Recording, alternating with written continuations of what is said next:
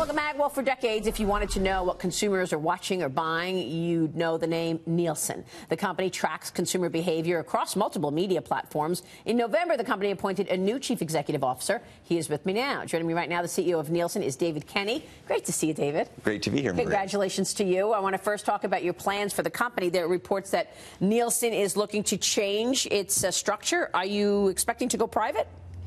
We don't know that. The board's looking at all the options. There are certainly folks interested in the company. Right now, I work for the public shareholders, and we're going to do what's best for them. Tell me what you're doing, because you have all of these different platforms to look at, and Nielsen is the name in terms of monitoring all of that and giving us the true, accurate numbers of audience. Tell us where the growth is at Nielsen.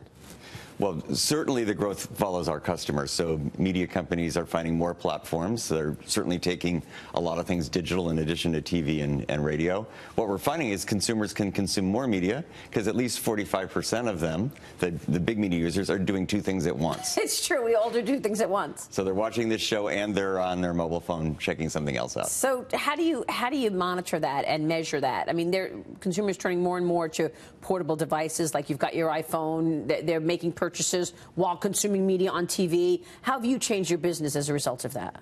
Well, certainly we start with the best panels in the world. So groups of consumers that allow us to track everything through lots of devices and monitoring.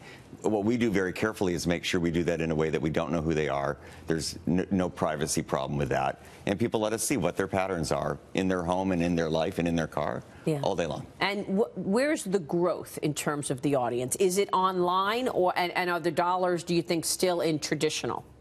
There's still a lot of dollars in TV.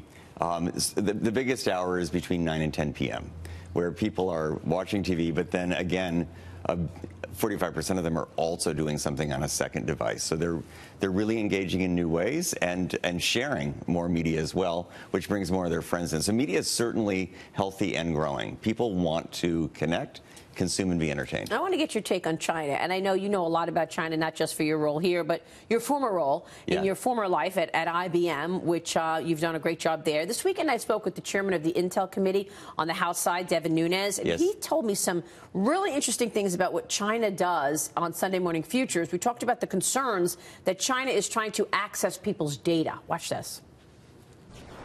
The CFO of Huawei was arrested. She was held in Canada. She got out on bail. Is that more about espionage than it was about Iran sanctions? You know, I don't know about that. I would refer to the Department of Justice, and it's probably not something that I should comment on.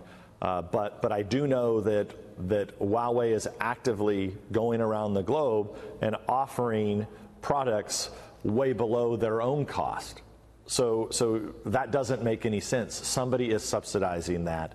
And in today's world, with the ever-growing and quickly changing ways that we communicate, if routers are put in, and this is something that we've worked on for many years on the House Intelligence Committee, looking at routers can take that information and quickly route the information quickly back to China, where then they can comb through it. Right. And I think that's the concern, is that there would be games being played within these within the communications infrastructure that would allow for the Chinese to spy very easily. And I think that's one of the big concerns that we have here, is that the American people have been having to listen to this Russia nonsense for so long. And it's not that Putin's not a bad guy. And in fact, we had been the ones that had warned about Putin's ever advancing capabilities. Right. But at the same time, we've totally ignored China. What's your take on China? I know Nielsen is in China. We've seen breaches in U.S. companies, including Marriott, and a lot of people say China was behind the Marriott breach. Do you have concerns about that? First of all, we have a great business in China. We serve a lot of Chinese companies serving Chinese consumers, and that's well. This issue is about global espionage. We are very concerned about privacy. Everything we've ever done in Nielsen is about understanding what's going on without having personal information. We don't in any way want to make it easy for people to target folks. So people deserve their privacy. Tell me your agenda. What are you doing in terms of leading this company to further growth? what I'm focusing on is our customers. So we've got two big sets. With the media companies, we're helping them understand new and better ways to reach their audience, new ways to engage people, and we also help a very trusted transaction between the ad agencies and their advertisers to buy media and know that the audience was actually there and how to develop the audience. So tell us how to do that. How do you reach more customers today? What's the changing trends that you see?